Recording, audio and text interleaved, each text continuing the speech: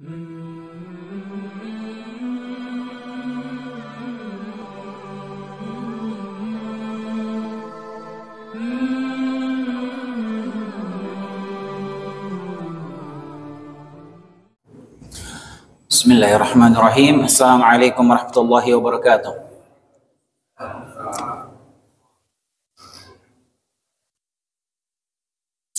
Innal hamdalillah nahmaduhu wa nasta'inuhu wa nastaghfiruh wa na'udzu billahi min shururi anfusina wa sayyiati a'malina. Man yahdihillahu fala mudilla lahu wa man yudlil fala hadiya lahu. Asyhadu an la ilaha illallah wahdahu la syarika lah wa asyhadu anna Muhammadan 'abduhu wa rasuluh. Ya ayyuhalladzina amanu taqullaha haqqa tuqatih wa la tamutunna illa wa antum muslimun. Fa inna asdaqal hadithi kitabullah wa khairul hadi hadi Muhammadin sallallahu alaihi wasallam wa syarrul umuri muhdatsatuha wa kullu muhdatsatin bid'ah wa kullu bid'atin dhalalah wa kullu dhalalatin fin-nar. Allahumma 'allimna ma yanfa'una wa anfa'na bima 'allamtana wa zidna ilman wa aslih lana sya'nana kullahu wa la takilna ila anfusina tarfata 'ain. Hadirin a'azinallahu wa iyyakum. Kita lanjutkan pelajaran kita pembahasan tafsir juz amma, dan insyaallah taala di malam hari ini kita akan membahas surat Al-Bayyinah. Surat Al-Bayyinah. Surat Al-Bayyinah ini hadirin, jumhur ulama berpendapat bahwasanya surat Al-Bayyinah ini adalah surat Madaniyah. Kenapa? Karena dalam surat Al-Bayyinah ini Allah SWT membahas tentang keadaan orang-orang ahlul kitab, yang mana kita ketahui bersama bahwasanya Nabi SAW bermuamalah dengan ahlul kitab itu setelah Nabi berhijrah ke kota Madinah. Pada saat Nabi di fase Mekah, Nabi hanya berinteraksi dengan orang-orang musyrikin, orang-orang jahiliyah. Tidak berinteraksi dengan orang-orang ahlul kitab ketika di fase Mekah. Adapun setelah Nabi SAW hijrah ke kota Madinah, Nabi mendapati di situ selain orang-orang musyrikin yang masih tetap dalam kesyirikannya, di sisi lain ada kaum Ansar. Kaum Ansar yang mereka adalah dari suku Aus dan suku Khazraj yang sudah masuk Islam, memeluk Islam, membela Nabi SAW, itu disebut dengan kaum Ansar. Kaum Ansar ini adalah suku penduduk asli kota Madinah yang mereka itu berasal dari suku Aus dan suku Khazraj. Dan mereka kaum Ansar ini masuk Islam kira-kira 1 atau 2 tahun sebelum Nabi hijrah ke Madinah. Sebagian mereka datang ke kota Mekah ketika pas haji, kemudian Nabi mendakwahkan mereka, kemudian mereka berbaiat Baitul Aqabah, kemudian Nabi SAW mengutus Mus'ab bin Umair untuk berdakwah di kota Madinah itu sebelum Nabi berhijrah, dan berhasil dakwah Mus'ab bin Umair dan kaum Ansar masuk Islam. Penduduk kota Madinah waktu itu sebagian besar mereka menerima dakwah Mus'ab bin Umair dan mereka masuk Islam. Setelah itu setahun kemudian kira-kira barulah Nabi berhijrah menuju kota Madinah dan ditampung oleh kaum Ansar ini.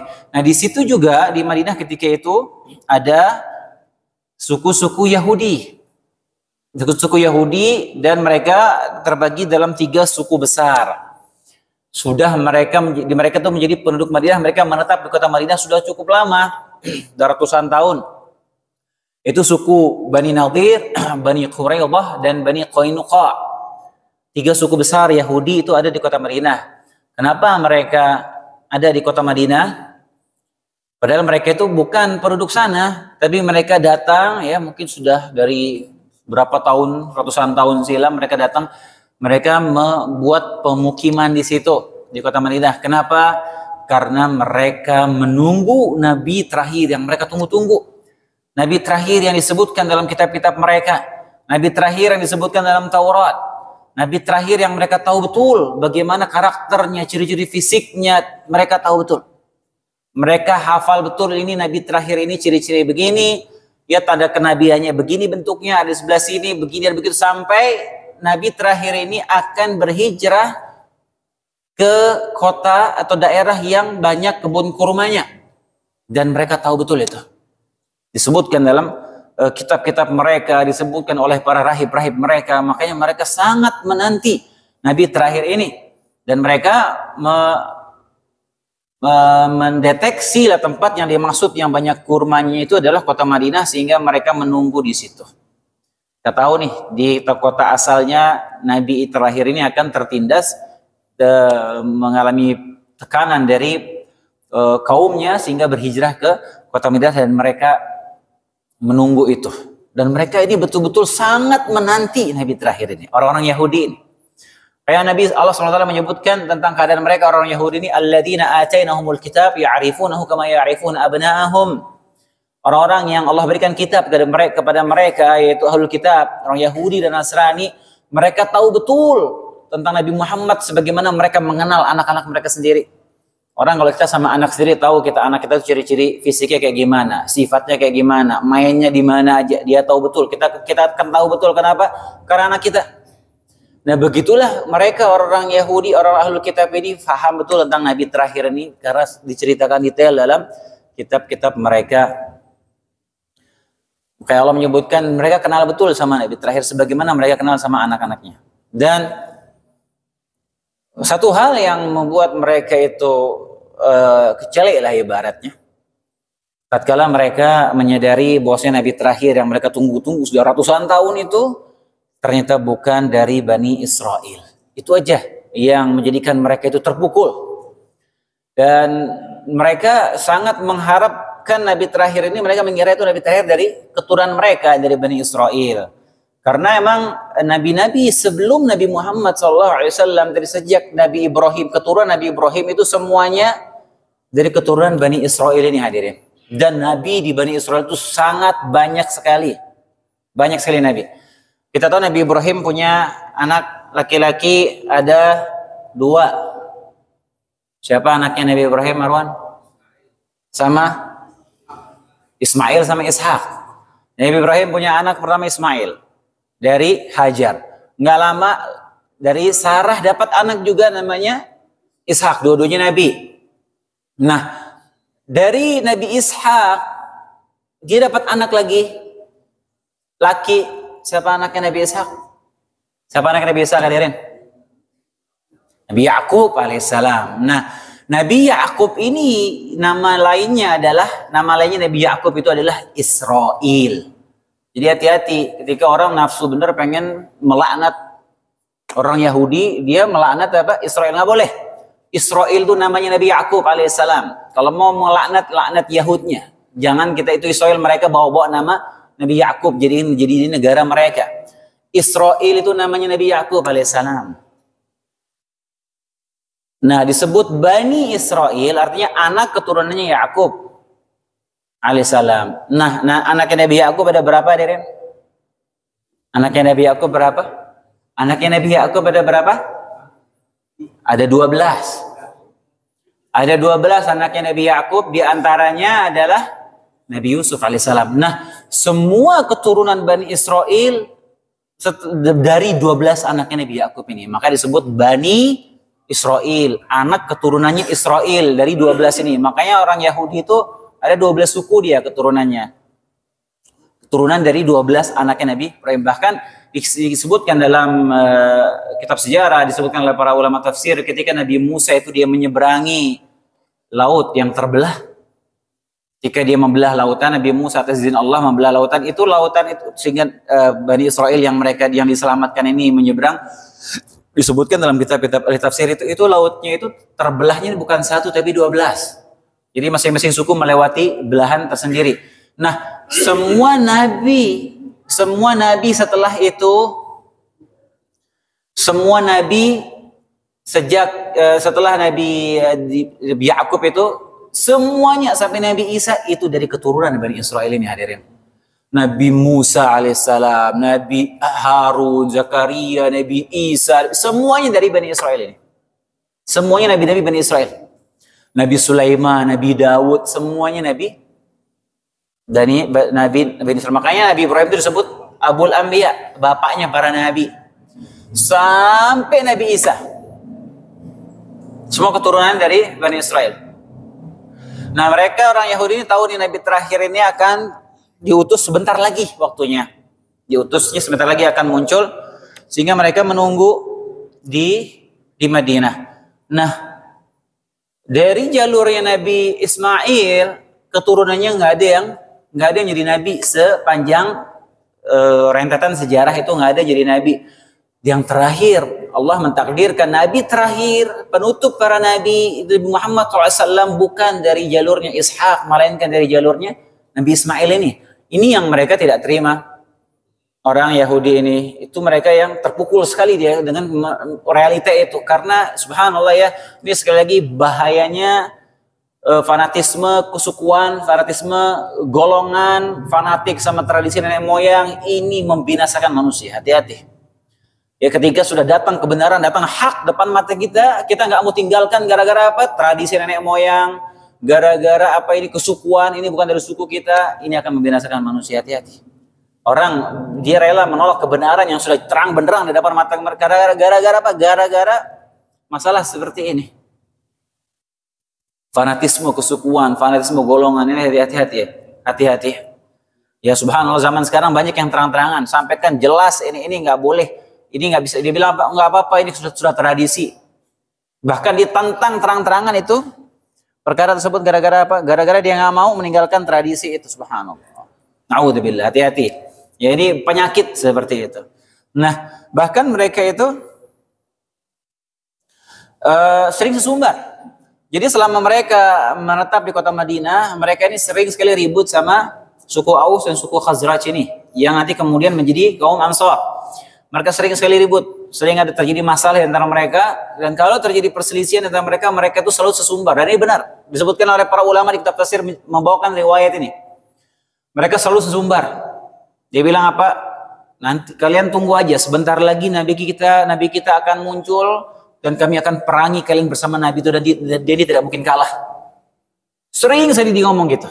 Kali ribut sama orang Aus sama Khazraj, dia bilang apa? Awas kalian, ntar lagi kita bantai. Ntar lagi nabi terakhir kita keluar, kita akan bersama-sama akan perangi kalian pasti akan habis. Ntar lagi nih, nabi kita nggak mungkin terkalahkan. Mereka terus sesumbar kayak begitu. Sampai sudah terngiang di otaknya orang Aus dan Khazraj ini, orang Madinah, tentang nabi terakhir. Maka mereka nggak kenal tuh, nggak tahu nabi terakhir, mereka tidak tahu menau tentang adanya nabi terakhir. Orang suku Aus dan Khazraj gitu nggak tahu menau. Karena apa? Karena mereka tidak punya kitab suci. Sementara mereka orang Yahudi, mereka dinamakan ahlul kitab. Kenapa? Karena mereka punya kitab suci. Mereka agama samawi, mereka punya kitab suci dari langit. Maka mereka tahu informasi seperti itu. Dan subhanallah, ketika terjadi Baitul Aqabah di kota Mekah pas musim haji, kira-kira sekitar 3 tahun atau 2 tahun sebelum Nabi hijrah ke Madinah, mereka dengar kabar, lagi Mekah lagi rame nih, lagi ada isu, ada orang aku jadi nabi. Mereka ingat, jangan-jangan ini nih yang orang Yahudi tuh sering bilang nih nabi terakhir tuh jangan-jangan dia ini. Akhirnya kita beriman yuk. Benar ini disebutkan oleh kita para ulama. Ayo kita beriman aja sama dia duluan ya. Akhirnya mereka yang masuk Islam duluan, pas sampai infonya ke orang Yahudi, justru mereka menolak, tidak mau beriman. Gara-gara apa? Gara-gara nabi terakhir ini ternyata bukan dari Bani Israel. Bahkan orang-orang Aus Khazraj yang tidak terpikir sebelumnya mereka akan beriman, gak pernah terdengar tentang nabi terakhir ini, justru mereka yang beriman duluan. Allah SWT berfirman, "Wa kanu min qabli yastaftihuna 'ala alladhina kafaru falamma ja'ahum ma'arafu kafaru bihi fala'natullahi 'alal kafirin." Sedangkan sebelumnya mereka itu orang-orang Yahudi memohon kemenangan atas orang-orang kafir, yaitu orang kafir di sini yang dimaksud ini adalah orang-orang Aus dan Khazraj ketika mereka belum masuk Islam. Mereka doa tuh minta kemenangan atas orang Ansar, suku Aus dan Khazraj. Falamma ja'ahum ma'arafu, tatkala datang kepada mereka orang yang mereka tunggu-tunggu, yang mereka kenal betul tentang orang ini, nabi terakhir ini, mereka tahu betul, kafaru bihi, mereka kufur, mereka mengingkari, mereka kufur terhadap Nabi Muhammad SAW, padahal mereka kenal betul dia ini, mereka tunggu-tunggu ini nabi ini. Fala'natullahi 'alal kafirin, maka laknat Allah bagi orang-orang yang ingkar, bagi orang-orang kafir. Jadi inilah alasan kenapa para ulama mengkategorikan surat Al-Bayyinah ini termasuk surat Madaniyah ya, karena konteks pembahasannya tentang Bani Israel. Ayat pertama Allah Subhanahu wa taala berfirman, "Lam yakunil ladzina kafaru min ahli al-kitab wal musyrikin munfakkin hatta ta'tiyahumul bayyinah." Orang-orang kafir, perhatikan ayat pertama ini hadirin. Kata Allah Subhanahu wa taala, "Lam yakunil ladzina kafaru." Orang-orang kafir dari golongan ahlul kitab dan golongan musyrikin tidak akan meninggalkan agama mereka sampai datang kepada mereka bukti yang nyata. Para ulama ketika menafsirkan ini ada dua pendapat, berporos antara dua pendapat. Yang pertama, bahwasanya orang-orang ahlul kitab dan kaum musyrikin tidak akan melepaskan diri dari kesyirikan mereka sampai datang bukti yang nyata. Bukti yang nyata di sini maksudnya adalah Nabi Muhammad SAW. Dan ketika mereka tidak akan melepaskan diri dari kesyirikan mereka sampai datang Nabi Muhammad SAW. Tatkala Nabi SAW datang, maka sebagian mereka ada yang beriman, sebagian mereka melepaskan kesyirikan mereka dan beriman. Ini pendapat pertama. Pendapat kedua, maksudnya bahwasanya ahlul kitab, Yahudi dan Nasrani, dan orang-orang musyrikin tidak akan meninggalkan pujian-pujian kepada Nabi Muhammad SAW. Tidak akan meninggalkan pujian-pujian mereka kepada Nabi Muhammad SAW sampai Nabi Muhammad ini mendapatkan risalah dan mengklaim diri sebagai Nabi. Kayak ini penafsiran yang kedua ini benar juga. Ketika sebelum Nabi SAW muncul, orang-orang Yahudi ini mereka memuji Nabi terakhir. Mereka tunggu-tunggu, mereka bangga-banggakan. Nabi terakhir kita begini, Nabi terakhir kita akan muncul begini. Mereka bangga sama Nabi terakhir ini, sama Nabi Muhammad yang mereka tunggu-tunggu ini. Bahkan nama Muhammad itu disebutkan dalam kitab-kitab mereka terdahulu. Disebutkan Muhammad, ada dalam Injil disebutkan Muhammad, dalam Taurat disebutkan nama Muhammad, ada jelas. Mereka tunggu-tunggu, mereka puji-puji sampai datang Nabi SAW. Lantas mereka, sebagian mereka ada yang beriman, sebagian mereka ada yang beriman. Demikian juga orang-orang musyrikin Mekah. Mereka memuji Nabi SAW luar biasa. Nabi Muhammad orang yang paling jujur. Nabi Muhammad orang yang paling amanah. Terkenal di jahiliyah. Zaman jahiliyah. Sampai datang Nabi SAW risalah, wahyu. Maka sebagian mereka ada yang masuk Islam, sebagian mereka ada yang berhenti, melepaskan diri dari pujian-pujian tersebut. Langsung berubah. Bilang ini pendusta, tukang sihir dan seterusnya. Ini dua penafsiran dari kalangan para ulama. Ya, dan dua-duanya maknanya kurang lebih sama. Baik hadirin azanallahu wa iyyakum. Itu dia ayat yang pertama. Jadi mereka akan terus memuji Nabi SAW sampai Nabi itu datang, klaim diri sebagai Nabi, barulah mereka stop dari pujian-pujian itu dan mereka mencela. Kemudian hadirin azanallahu wa iyyakum.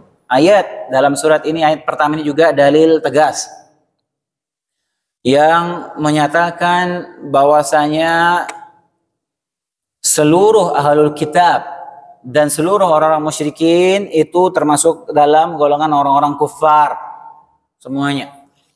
Sebagian ada yang mulai di zaman sekarang ini, sering anak sampaikan di sini berulang-ulang. Zaman sekarang mulai ada pendangkalan akidah.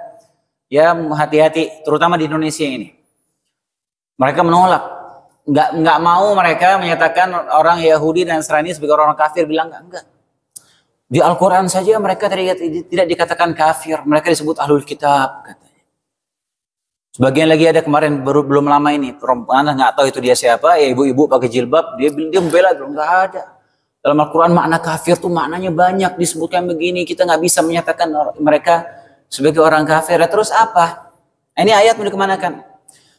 Lam yakunil ladzina kafaru. Orang-orang yang kafir min ahlil kitab, dari golongan ahlul kitab, wal musyrikin, dan orang-orang musyrik. Min di sini menyatakan golongan mereka semuanya. Termasuk kufar, musyrikin, dan orang-orang ahlul kitab. Mereka termasuk orang-orang kafir. Kita ini dalam Al-Quran seabrek-abrek, dari ujung sampai ujung Al-Quran menekankan masalah keimanan dan kekufuran. Lalu muncul orang-orang zaman sekarang mau menyamarkan ini. Mau menyamarkan akidah seperti ini. Dibikin umat Islam itu malu untuk menyatakan akidah seperti ini. Bahkan sebagian ada yang buat rencana mengajukan aturan sudah nggak boleh lagi pakai kata-kata kafir, nggak boleh. Kasar katanya kalau pakai kafir itu. Kalau sebutan pakai kafir itu kasar katanya. Kok nggak lembut kalau kafir. Kalau mau lembut ya kecilin aja suaranya. Kafir gitu. Nggak bisa. Ini kita setiap agama dia punya istilah masing-masing, term masing-masing untuk orang-orang yang di luar golongan mereka, dan setiap agama tuh punya eksklusivisme semua tanpa terkecuali. Nggak ada yang mau disamakan dengan agama yang lain, nggak ada. Illa mereka orang-orang liberal ini saja yang mau mendangkalkan akidah kaum muslimin. Nggak pernah ada kita dengar orang Yahudi liberal, nggak ada. Apalagi Yahudi, luar biasa kencangnya. Bahkan semua selain golongan Yahudi itu budak yang diutus oleh Allah untuk mengabdi, berkhidmat kepada mereka orang Yahudi. Mereka adalah suku pilihan Allah SWT. Yang lain tuh budak mereka, halal darahnya, boleh diambil hartanya, itu dalam kitabnya orang Yahudi ada itu. Terus umat Islam nggak punya malu, dia bilang, mereka juga masuk surga, mereka sama kita mengajarkan kebaikan, nggak punya malu mereka ini asli, nggak punya malu. Dan ini mereka ini yang dari adanya di kampus-kampus Islam, mengajarkan di kuliah-kuliah Islam, mengajarkan kepada mahasiswa Islam yang nantinya mereka akan menjadi guru-guru sekolah-sekolah Islam. Hati-hati. Kalau kita membentengi diri kita dan keluarga kita dengan akidah yang benar, hati-hati. Ini syubhat menyambar-nyambar. Kalau kurang kuat, kurang ilmu, hati-hati. Ini akidah kekufuran. Ketika orang meyakini tidak kufurnya orang-orang yang jelas kekafirannya, maka itu dia bisa jatuh ke dalam kekufuran, hati-hati. Ahlul kitab, yang dimaksud ahlul kitab, Yahudi dan Nasrani. Dan subhanallah, yang ahlul kitab pun mereka juga terjebus dalam kesyirikan. Musyrikin itu selain ahlul kitab. Musyrikin itu semua selain ahlul kitab, selain Yahudi dan Nasrani. Penyembah berhala, yang menyembah pohon, yang menyembah apa, selain agama ahlul kitab, mereka disebut orang-orang musyrik. Adapun ahlul kitab itu Yahudi dan Nasrani. Kenapa mereka disebut ahlul kitab? Karena mereka punya kitab suci. Karena mereka agama samawi, dan mereka punya kitab suci dari langit yang Allah turunkan kepada mereka. Orang Yahudi punya Taurat, orang Nasrani punya Injil. Tapi kitab-kitab tersebut Allah nyatakan sudah diselewengkan, sudah dirubah dan diselewengkan. Dan di sisi lain mereka ahlul kitab pun berbuat kesyirikan di sisi lain. Orang Yahudi menyatakan Uzair adalah anak Allah, orang Nasrani menyatakan Nabi Isa adalah putra Allah Subhanahu wa taala. Ini merupakan bentuk kesyirikan.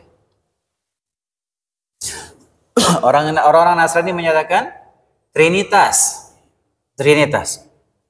Ini juga bentuk kesyirikan. Ya, dan kenapa Allah menamakan, berikan istilah mereka Yahudi dan Nasrani ahlul kitab, selain mereka itu karena emang mereka punya kitab suci, ya mereka mengenal Allah Subhanahu wa taala. Ya, orang Yahudi dan Nasrani mereka mengenal Allah Subhanahu wa taala, mereka punya kitab suci, mereka nabi-nabi kita, uretan nabi-nabi kita sama, mereka beriman. Saya orang Yahudi tidak beriman kepada Nabi Isa, dan keduanya itu Yahudi dan Nasrani tidak beriman kepada Nabi Muhammad SAW. Adapun agama yang lain, ini sudah dari sana sudah berbeda jauh, Tuhannya aja udah beda. Tuhannya sudah beda, udah jauh, maka sebut musyrikin. Dan di sisi lain kenapa dinamakan ahlul kitab? Karena ada beberapa hukum-hukum antara ahlul kitab dan musyrikin ini yang berbeda, hadirin. Yang berbeda hukumnya ketika berkaitan dengan umat Islam. Di antaranya apa? Berbeda hukum antara kaum musyrikin dan ahlul kitab. Di antaranya sembelihan ahlul kitab halal untuk kita makan.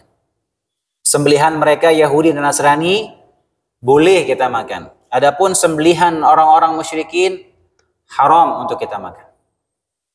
Nggak boleh. Makanya kalau antum misalnya lagi pergi ke negeri orang-orang musyrik, antum pergi ke India misalnya, boleh antum makan sembelihan di situ? Nggak boleh. Karena mereka negara musyrik. Sembelihan mereka tidak halal. Allah SWT berfirman, "Al-yauma uhilla lakumut thayyibat" dalam surat Al-Maidah. Pada hari ini dihalalkan bagi kalian segala sesuatu yang baik. Wa ta'amul ladzina utul kitaba hillul lakum wa ta'amukum hillul lahum. Dan makanan, maksudnya di sini adalah sembelihan ahlul kitab itu halal bagi kalian dan sembelihan kalian halal bagi mereka.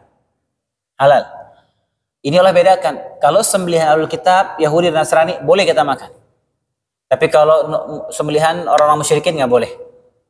Kemudian juga hukum lain yang membedakan antara orang ahlul kitab dan musyrikin, yaitu wanita-wanita yang muhsan di antara wanita ahlul kitab itu halal untuk kita nikahi, boleh. Sementara wanita musyrikin tidak boleh. Wanita-wanita yang muhsan di sini maksudnya wanita-wanita yang menjaga kesucian mereka.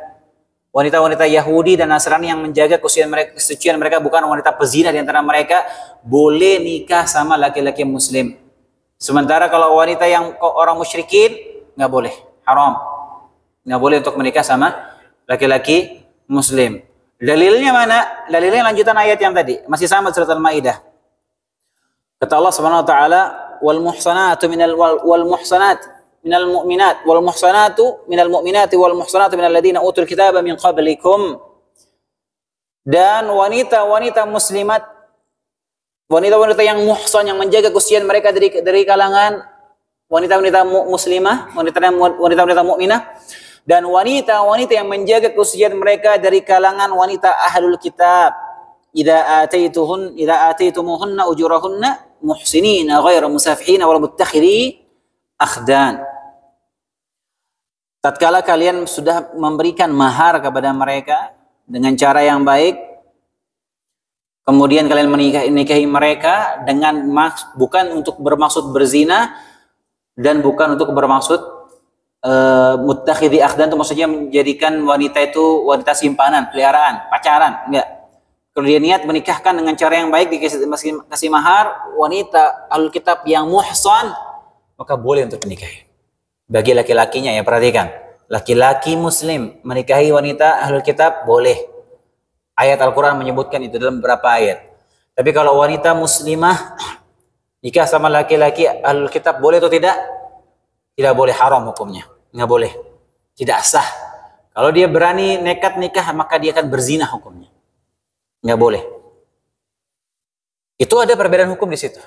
Makanya Allah sering menyebutkan istilah Yahudi dan Nasrani ini dengan istilah ahlul kitab, karena ada hukum-hukum yang berbeda khusus bagi mereka terkait dengan muamalah bersama kaum muslimin. Karena mereka emang kalau dibandingkan agama yang lain bisa dikatakan lebih dekat ke agama Islam. Kenapa? Karena mereka mengenal Allah, mereka kenal nabi-nabi kita tuh dari Nabi Adam, kisah Nabi Adam, Musa, mereka tahu betul itu semua. Mereka punya kitab dari langit, hanya saja mereka tidak beriman kepada Nabi Muhammad alaihissalatu wassalam. Makanya dekat. Makanya Nabi SAW itu di awal-awal Islam itu sering meniru supaya agak mirip sama orang-orang Yahudi dalam beberapa hal untuk menarik hati mereka. Misalnya orang Yahudi biasa puasa di hari ini, Nabi merintahkan kaum muslimin ikut supaya menarik hati mereka nih. Oh, ini kita kayak dekat nih sama kaum muslimin supaya mereka menarik mereka masuk Islam. Tapi di akhir-akhir masa-masa Nabi SAW di Madinah, Nabi sudah semua diselisihi. Semua yang sama diselisihi semua sama Nabi SAW, nggak boleh kita sama lagi sama mereka. Adapun orang musyrikin selain Yahudi dan Nasrani, haram hukumnya untuk menikah sama yang mukmin. Allah berfirman dalam surat Al-Baqarah, "Wala tankihul musyrikat hatta yu'min." Dan janganlah kalian menikahi wanita-wanita musyrik sampai mereka beriman. Allah sebutkan dalam surat Al-Baqarah. Orang musyrik kan boleh. Baik. Ayat kedua Allah berfirman, "Rasulun minallahi yatlu suhufan mutahharah." Yaitu Rasul dari Allah, yaitu Nabi Muhammad SAW. Al-Bayyinah maksudnya di situ ayat pertama sebutkan hatta ta'tiyahumul bayyinah. Apa bayyinah sini? Bukti yang nyata itu siapa maksudnya? Rasulun minallah. Itu Nabi Rasul utusan Allah, Rasul dari Allah maksudnya Nabi Muhammad SAW. Itulah bukti yang nyata. Al-Bayyinah maksudnya dalam ayat ini apa? Dalam surat ini itu Nabi Muhammad SAW. Yang membacakan lembaran-lembaran yang suci itu Al-Quran. Suhufan mutahharah di sini maksudnya apa? Lembaran-lembaran yang suci maksudnya apa? Al-Quran. Al-Quran adalah lembaran-lembaran yang disucikan. Tidak ada kebatilan, tidak ada kontradiksi, tidak ada tahrif, tidak ada perubahan dalam Al-Quran. Semua dipastikan keotentikannya Al-Quran. Tidak ada kebatilan. Jadi jangan sampai ada orang yang menyatakan bahwa Al-Quran itu ini membawa kita kepada pemahaman tasbih, menyamakan Allah dengan makhluk. Tidak ada, itu otak kita yang salah memahaminya. La ya'tihil batilu min Allah SWT la ya'tihil batilu min baini yadayhi min khalfihi. Tanzilun min hakimin hamid. Tidak ada kebatilan dalam Al-Quran. Dari belakang, dari depannya tidak ada kebatilan. Dari luar dalam yang tidak ada kebatilan. Karena Al-Quran itu diturunkan oleh Allah yang maha bijaksana dan maha terpuji. Tidak ada perubahan sedikit pun dalam Al-Quran. Wala satu harokat, apalagi satu huruf, apalagi satu ayat. Tidak mungkin. Karena Allah yang menjamin, menjaga keautentikan Al-Quran ila yaumil qiyamah.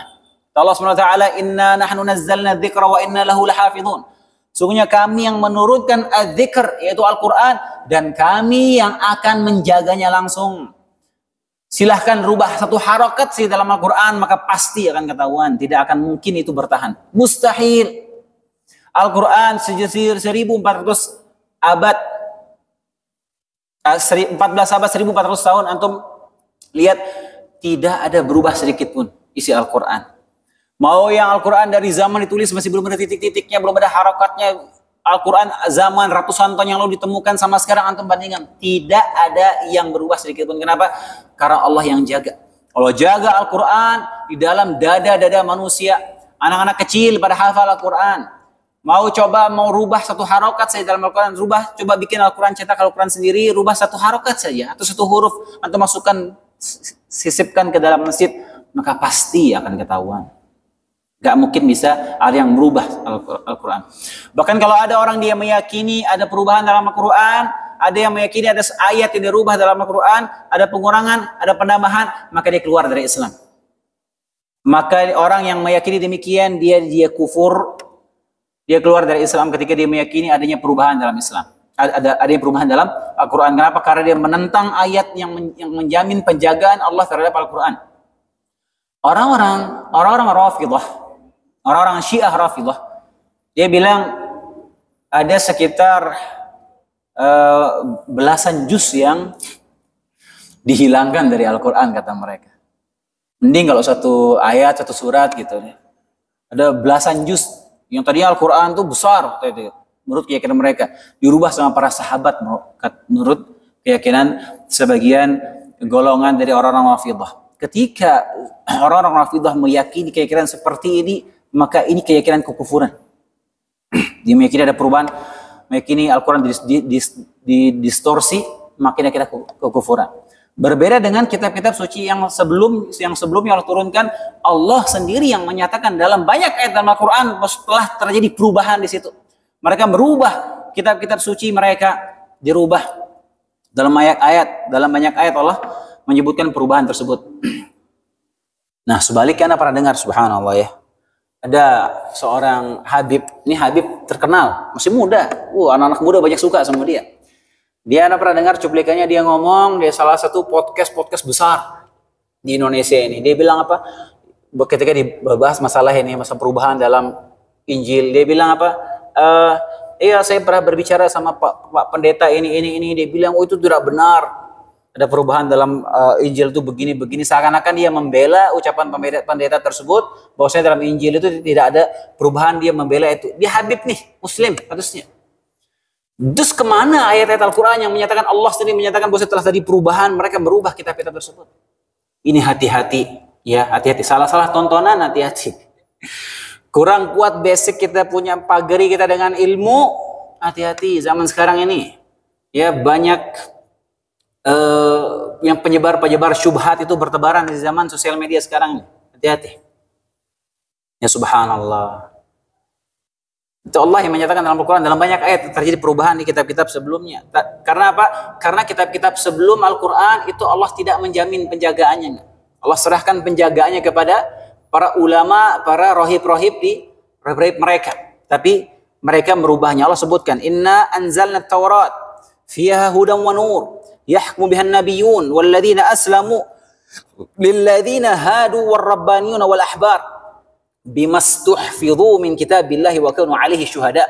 Dalam surat Al-Maidah Allah menyebutkan, sungguh kami telah menurunkan Taurat. Di dalamnya ada petunjuk dan cahaya. Dalam Taurat ada petunjuk. Allah yang menurunkan Taurat. Yang dengan Taurat itu para nabi berserah kepada Allah, para nabi-nabi yang muslim yang berserah diri kepada Allah, memberikan putusan perkara kepada orang-orang Yahudi dengan kitab Taurat, berhukum dengan Taurat. Demikian juga para ulama dan para pendeta mereka berhukum dengan Taurat, sebab mereka diperintahkan memelihara kitab-kitab Allah dan mereka menjadi saksi terhadapnya. Jadi penjagaannya Allah serahkan kepada mereka, kepada para ulama-ulama mereka, para pendeta mereka. Dan Allah juga menyebutkan bahwasanya mereka yang merubah itu. Allah berfirman dalam surat Al-Baqarah, "Fawailul lil ladzina yaktubuna al-kitaba bi aydihim thumma yaquluna hadha min 'indillahi liyashtaru bihi thamanan qalila fawailun lahum mimma katabat aydihim wa wailul lahum mimma yaksibun." 3 kali Allah celaka bagi orang-orang yang menulis kitab dengan tangan mereka, kemudian dia berkata ini adalah dari Allah Subhanahu wa taala, dengan maksud untuk menjualnya dengan harga yang murah. Maka celakalah mereka karena tulisan tangan mereka, dan celakalah mereka atas apa yang telah mereka perbuat. 3 kali Allah menyebutkan celaka mereka. Kenapa? Karena merubah-rubah kitab Allah Subhanahu wa taala. Karena perubahan-perubahan ini yang menjadikan begitu banyak perselisihan antara umat beragama sampai sekarang ini. Karena terjadi banyak distorsi. Al-Quran tidak mungkin bisa dirubah, nggak mungkin. Ila yaumil qiyamah. Kemudian ayat ketiga, Allah berfirman, fiha kutubun qayyimah. Di dalamnya terdapat kitab-kitab yang lurus dan benar. Maksud kitab-kitab di sini adalah hukum-hukum. Di dalamnya terdapat hukum-hukum yang benar. Kemudian ayat keempat, wa ma tafarraqa alladziina utul kitaba illa min ba'di ma ja'atuhumul bayyinah. Dan tidaklah terpecah belah orang-orang ahlul kitab melainkan setelah datang kepada mereka al-bayyinah. Setelah datang kepada mereka bukti yang nyata. Ini jadikan mereka terpecah belah setelah datangnya bukti yang nyata. Dan sebelum datangnya Nabi Muhammad SAW, semua orang Yahudi mereka menanti datangnya Nabi terakhir, sebagaimana tadi kita sebutkan. Mereka siap beriman, tapi ketika datang al-bayyinah yang mereka tunggu-tunggu, justru mereka terpecah. Sebagian mereka ada yang beriman. Sebagian orang Yahudi ketika Nabi datang itu ada yang beriman, ada, tapi sebagian kecil, sedikit. Sulit. Orang Yahudi zaman itu mau masuk Islam itu sulit. Sebagian besar dari mereka memilih untuk kufur. Dan mereka, begitulah kebiasaan mereka ya, sering terpecah belah. Allah sebutkan dalam Al-Quran, وَلَا تَكُونُوا كَالَّذِينَ تَفَرَّقُوا وَاخْتَلَفُوا مِنْ بَعْدِ مَا جَاءَهُمُ الْبَيِّنَاتُ أُولَئِكَ لَهُمْ عَذَابٌ عَظِيمٌ. Dan janganlah kalian menjadi seperti orang-orang yang tercerai-berai dan berselisih setelah sampai kepada mereka al-bayyinah, keterangan yang nyata. Dan mereka itulah orang-orang yang mendapatkan adab yang berat. Dan mereka terpecah belah. Makanya sahih, dalam hadis sahih Nabi menyebutkan bahwasanya orang Yahudi terpecah belah menjadi 71 golongan. Orang Nasrani menjadi terpecah belah menjadi 72 golongan. Demikian juga umat Nabi Muhammad terpecah belah menjadi 73 golongan. Jadi mereka terpecah belah, ya. Terlebih lagi setelah datangnya bayyinah, mereka juga semakin terpecah belah orang-orang Yahudi. Kemudian ayat 5 Allah SWT berfirman, "Wa ma umiru illa liya'budullaha mukhlishina lahuddin hunafa wa yuqimus salata wa yu'tuz zakata wa dzalika dinul qayyimah." Padahal kata Allah SWT, padahal mereka ini ahlul kitab, mereka hanya diperintahkan untuk menyembah Allah dengan ikhlas. Mereka cuma diperintahkan mentauhidkan Allah Subhanahu wa taala. mentaati Allah semata, menjalankan agama dengan jujur dan melaksanakan salat dan menunaikan zakat, dan itulah agama yang benar. Itu aja sebenarnya. Itu aja sebenarnya mereka dituntut, suruh beriman, mentauhidkan Allah, menjalankan salat, menunaikan zakat. Itulah agama yang benar. Itu kata Allah Subhanahu wa taala di ayat yang kelima. Makanya mereka tidak mau. Mereka mengingkari. Ahlul kitab, musyrikin, mereka diperintahkan sama untuk itu. Tauhidkan Allah Subhanahu wa taala. Menjauhi kesyirikan, tapi mereka tidak mau beriman. Maka dakwah Nabi Muhammad SAW itu dakwah tauhid. Demikian juga dakwah para nabi sebelumnya. Semua nabi-nabi Bani Israel yang segitu banyak yang kita sebutkan, ya dari sejak Bani Israel, nabi-nabi Bani Israel banyak sekali, banyak. Selain yang 25 nabi yang kita kenal namanya Allah sebutkan dalam Al-Quran itu, selain itu ada banyak sekali nabi-nabi Bani Israel. Ada yang disebutkan ya di dalam kitab-kitab, ada namanya Nabi Daniel, ada kemudian juga ada namanya Nabi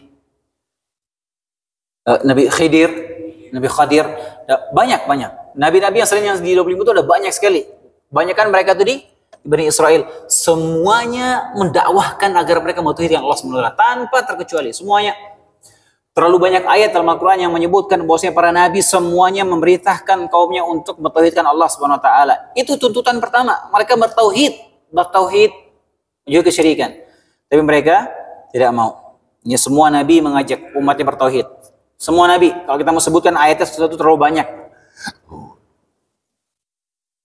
Kemudian setelah itu Allah SWT menyebutkan tentang nasib mereka orang-orang kafir dan orang kaum musyrikin. Allah SWT berfirman, ayat ke-6-nya. Innal ladzina kafaru, Allah ulangi lagi. Sungguhnya orang-orang kafir min ahlil kitab wal musyrikin. Orang-orang kufar dari kalangan ahlul kitab dan orang musyrikin fi nari jahannam khalidina fiha ulaika hum syarrul bariyah. Mereka orang kufar, ahlul kitab, dari kalangan ahlul kitab dan orang musyrikin, mereka tempatnya di neraka jahanam dan mereka kekal selama-lamanya di sana. Ulaika hum syarrul bariyah, dan mereka itu adalah seburuk-buruk makhluk. Lihat. Sampai seperti itu, lihat bagaimana murkanya Allah terhadap kesyirikan dan kekufuran. Tidak ada dosa yang lebih menjadikan Allah murka dibandingkan dosa kesyirikan dan kekufuran. Allah sangat murka. Murka luar biasa. Makanya mau sebesar apapun dosa manusia masih ada kemungkinan Allah ampuni. Tapi kalau dosa syirik dibawa mati, tidak akan Allah ampuni. Tidak akan. Allah sudah sebutkan dalam Al-Quran. Allah akan mengampuni dosa-dosa selain kesyirikan. Allah tidak akan mengampuni dosa kesyirikan, dan Allah akan mengampuni dosa selainnya bagi yang Allah kehendaki. Makanya kesyirikan ini menjadikan Allah sangat murka. Dosa yang paling besar, kezaliman yang paling zalim, itu kesyirikan dan kekufuran. Makanya Allah menyebutkan apa? Ulaika hum syarrul bariyah, keseburuk-buruk makhluk. Allah yang kasih dia rezeki. Allah yang menciptakan mereka di dunia. Allah kasih dia rezeki, bikin dia hidup, kasih dia semua kenikmatan dunia Allah kasih kepada mereka. Kemudian mereka menyembah, mengabdi kepada selain Allah SWT. Menjadikan Allah sangat murka, dan Allah menyatakan apa? Mereka adalah seburuk-buruk makhluk, dan ayat-ayat lain yang menyebutkan seburuk-buruk makhluk, bahkan lebih buruk dari hewan ternak, itu banyak ayatnya Allah sebutkan. Di antaranya, inna syarrad dawabi 'indallahi alladziina kafaru fahum la yu'minun. Sungguhnya binatang, maksudnya sini makhluk yang paling buruk di sisi Allah adalah orang-orang kafir, karena mereka itu tidak beriman. Dalam ayat lain Allah berfirman, walaqad dhara'na li jahannam katsiran minal jinni wal insi. Sungguhnya kami menjadikan untuk isi neraka jahanam itu kebanyakan dari jin dan manusia. Lahum qulubun la yafqahuna biha. Mereka punya hati tapi tidak digunakan untuk memahami ayat-ayat Allah. Walhum a'yunun la yubsiruna biha. Mereka dikasih mata, punya mata tapi tidak digunakan untuk melihat tanda-tanda kekuasaan Allah. Walhum adhanun la yasma'una biha. Mereka dikasih telinga pendengaran tapi tidak digunakan untuk mendengar ayat-ayat Allah. Ulaika kal an'am balhum adal, mereka itu adalah seperti hewan binatang ternak, bahkan lebih sesat lagi. Ulaika humul ghafilun, dan mereka itulah orang-orang yang lalai. Ini Allah yang menyebutkan dalam surat Al-A'raf. Dan ayat-ayat semisal ini ada banyak, hadirin. Dikatakan dia mereka terburuk karena mereka mengetahui kebenaran. Ini jelas kebenaran depan mata mereka. Ini Nabi terakhir, ini kitab suci yang tidak ada keraguan dalamnya. Tapi mereka tidak mau beriman. Maka mereka meninggalkan kebenaran. Maka jadilah mereka seburuk-buruk makhluk. Ini disebutkan oleh tafsir As-Sa'di. Tanggung sebenarnya ya. Tapi qadarullah waktu sudah habis ya. Insya Allah kita lanjutkan nanti di pertemuan berikutnya. Kita lanjutkan sisa ayat ini. Kita tutup dengan doa kafaratul majelis. Subhanakallahumma bihamdika asyhadu an la ilaha illa anta astaghfiruka wa atubu ilaik. Assalamualaikum warahmatullahi wabarakatuh.